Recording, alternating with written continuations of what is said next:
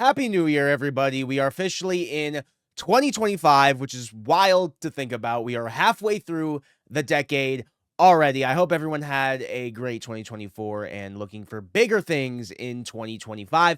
As always, start of the year, I talk about the albums I am most excited for, the albums I am most anticipating going into the new year. So without further ado, let's get into it. As always, it's kind of a tradition at this point. We always start with TDE, and honestly, TDE had a huge year in 2024. So many of their artists dropped albums, so it's probably gonna be like the least amount of artists we've ever had doing one of these. First, starting with Doechii, who, yes, did drop her mixtape, Alligator Bites Never Heal, at the end of the year, and it really catapulted her popularity. She's seeing a lot of success right now. Obviously, I've been big on Doechii for years. I think she has all the capability to be a superstar, and she did say that despite the mixtape coming out last year, that her debut album is still supposed to come out in 2025. And again, with the talent she has, she is capable of putting out one of the best albums of the year, maybe even an album of the year contender. Then we got J-Rock. Don't know what's going on with him. I thought he was going to drop an album in 2024 because he was putting out all these singles in 2023, and then he disappeared. His last album came out in 2018, so what are we doing at this point? And then lastly for TDE, we got Isaiah Rashad. He dropped Houses Burning back in 2021, so, you know, it's been a little bit. That's a fan favorite amongst his audience, so I always like his style. I think he's pretty chill, really vibey rapper, so always excited for new Isaiah Rashad. Lana Del Rey, who announced her album's coming out in May, I believe. Apparently it's country too. Interesting. Tunnel Under Ocean Boulevard was one of my favorite albums of 2023, so hoping she just continues that creative streak that she's been on. The Weeknd, Hurry Up Tomorrow. I believe this album is coming out January 24th or 25th, one of the two. Have not loved the singles for this album, and is supposed to be the third installment in the big trilogy. Obviously, After Hours, Dawn FM, and now this one. Yeah, I don't know. The singles have been kind of but hopefully the deep cuts are a lot better. Also dropping on that same day as The Weeknd is Usexua, FKA Twigs.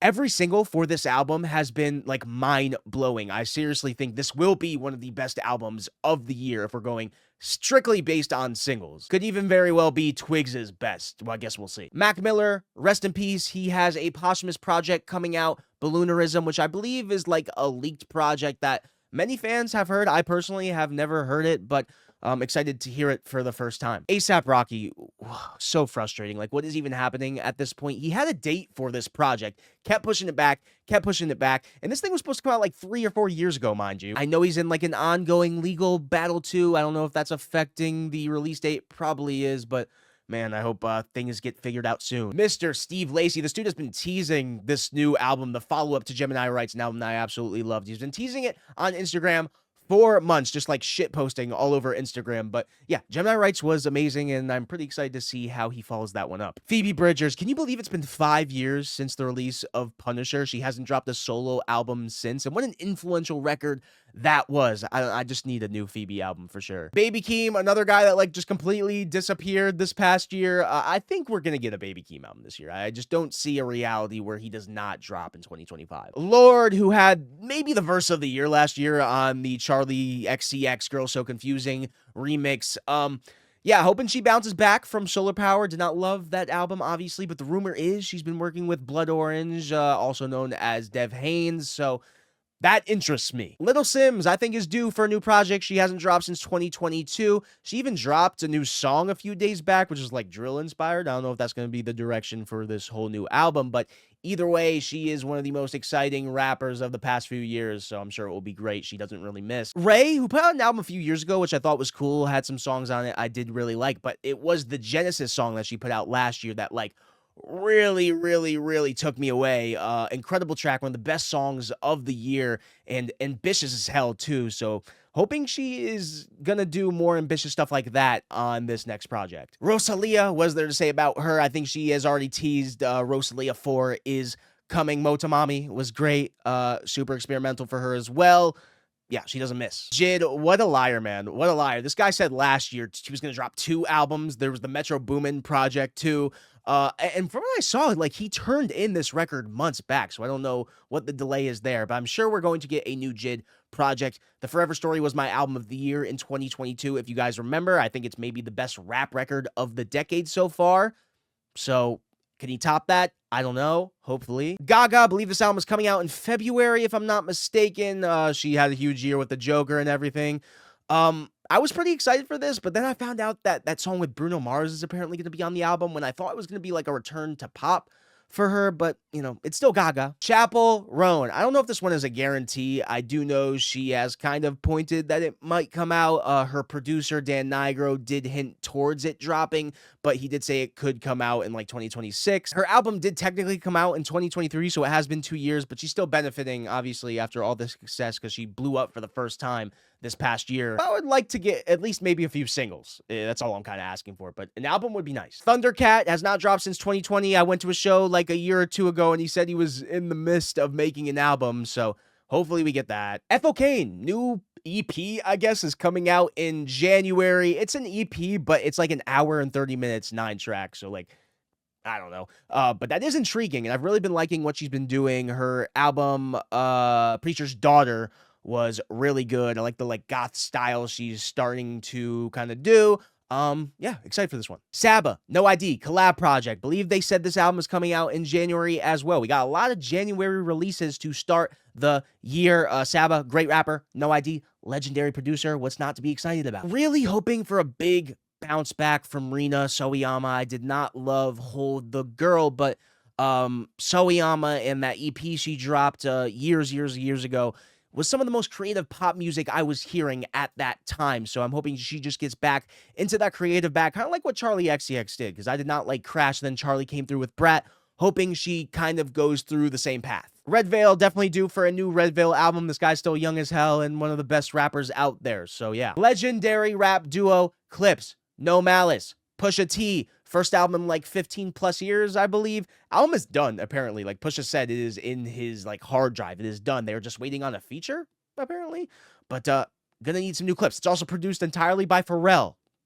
Lianne La Havas hasn't put out an album since 2020, her self-titled one of my favorite albums of that year. Just love everything about her. Her vocals, her writing, everything. Please, Leanne, I want an album so bad. Jordan Ward made some waves a few years back with his album.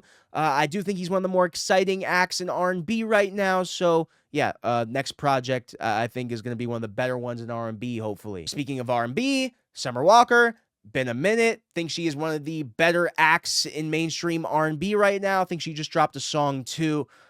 So yeah, hopefully R&B is doing big things if Summer Walker drops this year. Pink Pantheress, God, she looks like heavenly in this photo, but Heaven Knows from 2023, loved that album, and she is like teasing towards a new project, so hell yeah. Amber Mark, who did drop an EP last year, she did drop a few songs as well that I really loved. Coming Around Again was one of my favorite tracks of the year for sure.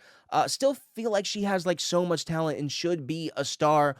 Hopefully with a new record, people will start to realize that. LCD Soundsystem is apparently slated for a comeback. I did not love the album that they put out. I think it was like back in 2017, if I'm not mistaken. But they did drop a single about a month ago, and it was pretty fire. So who knows? Alice Long Yugao, who probably put out my EP of the year in 2024. Highly recommend it if you have not checked it out. But I just think they are putting out some of the most creative experimental pop music out there.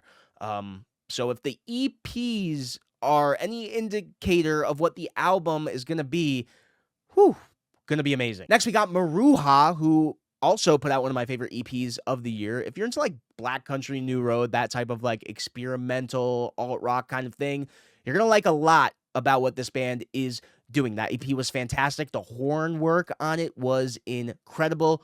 Could be like a really special record if they do drop this year. The Boy, Quadeca, Scrapyard, top 6 project of the year for me in 2024. And that was just like a compilation of like an EP thing he was doing. So if like Leftovers are that good, what the hell is the album gonna sound like?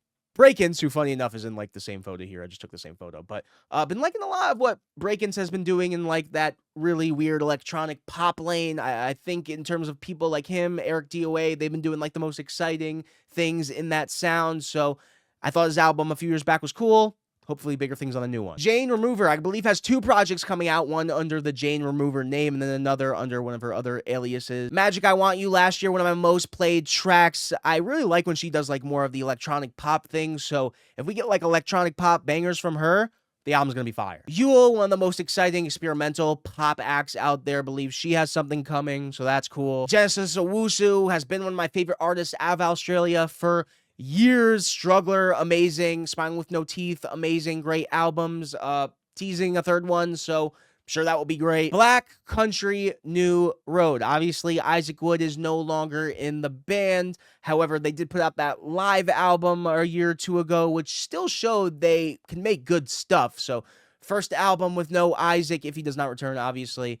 I'm still intrigued to see what they're going to do. Clipping, who have not dropped in a while, if I'm not mistaken, but they have been dropping like a lot of tracks here and there over the past couple months. So hopefully that's teasing towards something. Japanese Breakfast, it's been too long. I need those infectious, catchy pop bops. Miguel, what is happening? What is going on? He was doing, I believe, like live performances for this upcoming album. And then in 2024, nada. Nothing. He did drop a song, though, like at the very, very tail end of December, and it was great, so I'm still hoping it's going to be good. Turnstile, one of the most exciting punk bands out there, super artsy sound they have together as a group. Glow On from 2021 was fantastic. They worked with Blood Orange as well on there. Don't know if that's going to be the case for this next project, but again, it's been a while, so I think we do get a new project from Turnstile this year. Caro Bonito too, like 2018, I think. It's been that long. They did drop EPs a few years back, which were great, but man, like, can we get new Caro Bonito, please? This guy's name's been brought up a few times already for production reasons, but it's been a long time since we got a solo album from Blood Orange too. Yeah, this one is probably me just being delusional again. Solange, delusional probably, but it would be nice. It would be cool. Kevin Parker, I think he's due. He usually drops like every 5 years or so. So I do think we're getting new Tame Impala Kevin Parker this year. And then lastly, My Chemical Romance, who did announce they are going on a tour. First time in a while. I don't know if that means an album is also coming. It would make sense. But comeback album from My Chemical Romance, please, I'll take it. And that's it. Those are most of the albums I'm anticipating in 2025. I'm sure there will be some that I won't even expect to drop, and some off this list that probably will not drop at all. That's always the case. But still, here's to a great year for music in 2025. And that's pretty much it. If you guys want, you can hit that subscribe button down below. Follow me on all my socials, TikTok, Twitter, Twitch, Instagram. Make sure you join the Discord if you haven't already, and I'll see you guys soon.